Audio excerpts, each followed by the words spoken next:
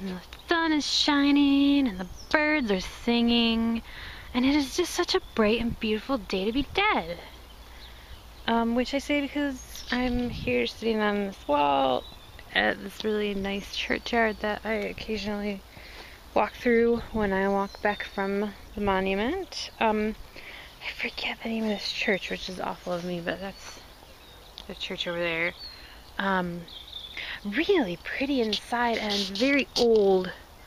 We had a really nice Manny who walked us through and showed us some of the...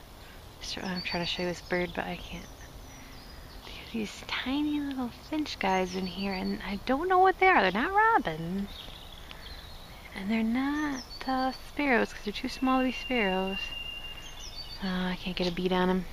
Alright, well, they're really cute wherever they are. There's a bunch of them. Anyways, yeah, there's this nice Manny who showed us around in there once. There's like a historic, what do you call those things, an organ in there. Really some nice people. They told me some about the history of it. If I remember correctly, this is the church where my fellow's parents got married. So a lot of history in this town. And a lot of the people, you know, who are here, well, not here in the churchyard buried, but like live here in the town, have just been here, you know, for forever and ever. So it is just a wealth of information to talk to the people, because like they usually remember what it was like when the mines were open. Like a lot of them had relatives who were miners here. You know, people can always tell you stories. Lots of really, really great stories. There's a certain amount of bitterness, I guess, sometimes, and people kind of mourn what was, but there is just a beautiful kind of a solidarity, I guess, in the North. And there's a pride, you know. I see a certain amount of apathy, but I see that everywhere, you know. People, I think, in a time like this when the economy is bad, a lot of people become a bit, excuse me, depressed and apathetic, but there's a called home. Oh, can you see that? I like that. I'm not going to show the names because I don't know how recent these are, but it's just a beautiful churchyard. You can see how kind of rough shape some of these are, and the ground looks heaved up, and some of the stones are in pieces and things. It has to do with the trees and just the age of the place. Very, very old churchyard. So there's a lot of generations, a lot of memories here. Something I see in churchyards really across the UK. One of the first things that I noticed when I moved to Dumfries for school was that there were people buried in the churchyard for longer than the Declaration of Independence. So, you know, it's just such a valuable thing, because like the history in my own country, you know, most of the early stuff, you know, the peoples, like the actual Americans that were, you know, the natives who were there first and stuff, not a lot of that was preserved, because most of them didn't have permanent dwellings. A lot of especially in the area that I was from, the tribes that were in that area were mostly followed herds around, and even the ones that were permanent were usually not made of materials that lasted through generations of stone and things like they are here in Europe and the UK. They were made of like wood and sometimes like leather, bark, things that don't last. So, which, I mean, that's not a bad thing. It just means that they didn't leave a lot behind for us to stand in among it and feel what it, feel that kind of, that heartbeat, I guess I call it, feel the history kind of coming through. So,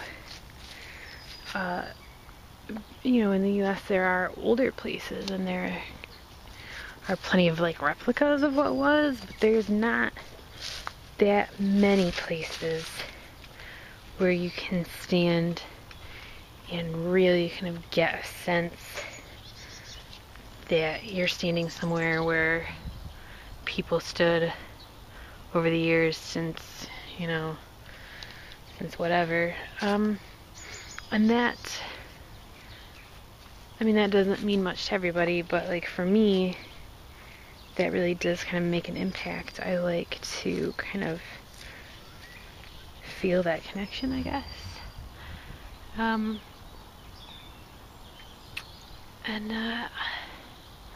don't know, I'm not related to Native Americans, and I'm not related to anybody who's British, and my family doesn't come from, oh, there's more of these little guys. My family doesn't come from anywhere that I even know who my ancestors were, but I can't get him.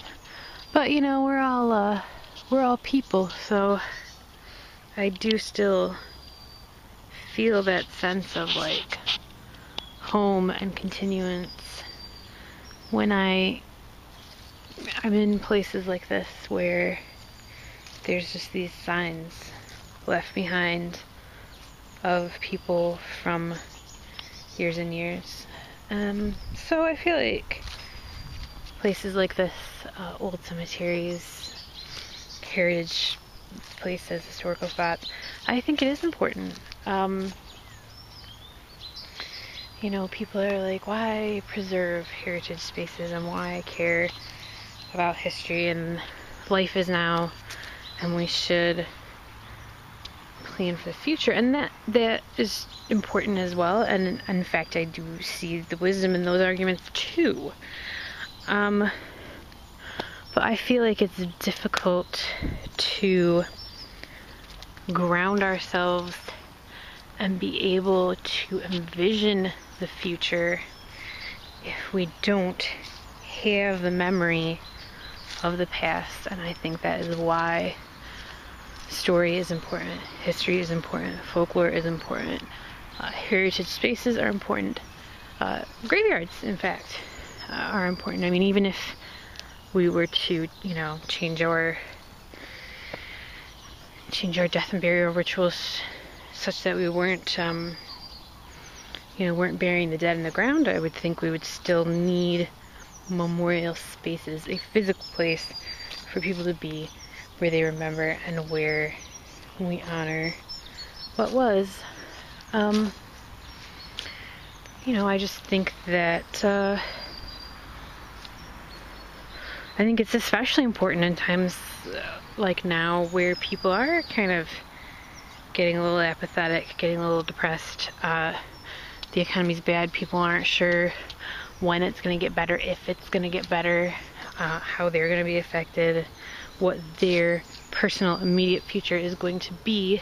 And I think in times like that is the most important then to be able to ground yourself in your past, to know the continuity of the human race and the kind of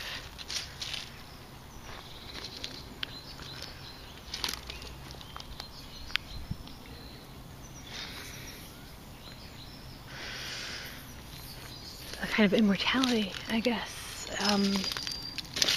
The pluck that's got us through this far, the things that we've survived already, the Great Depression, the plague.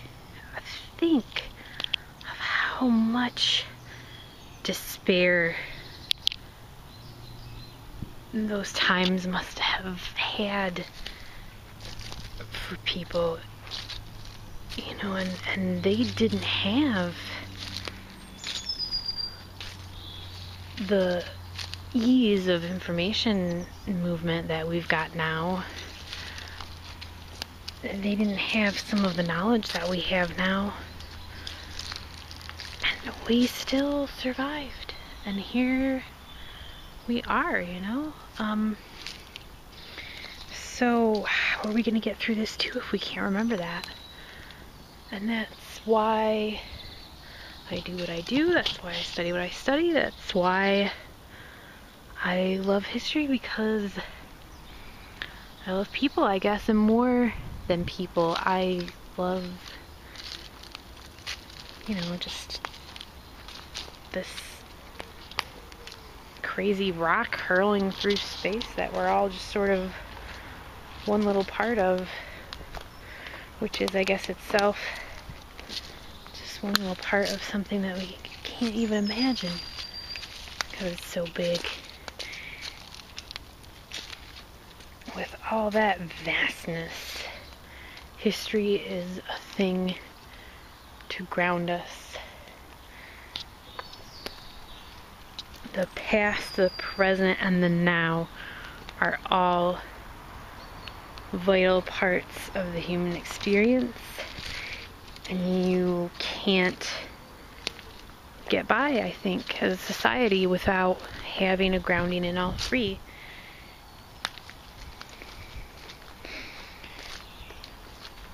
So, sacred to the memory of, called home.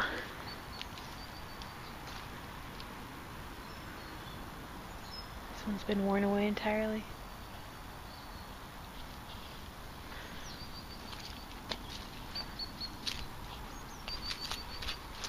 Look. Spring is coming.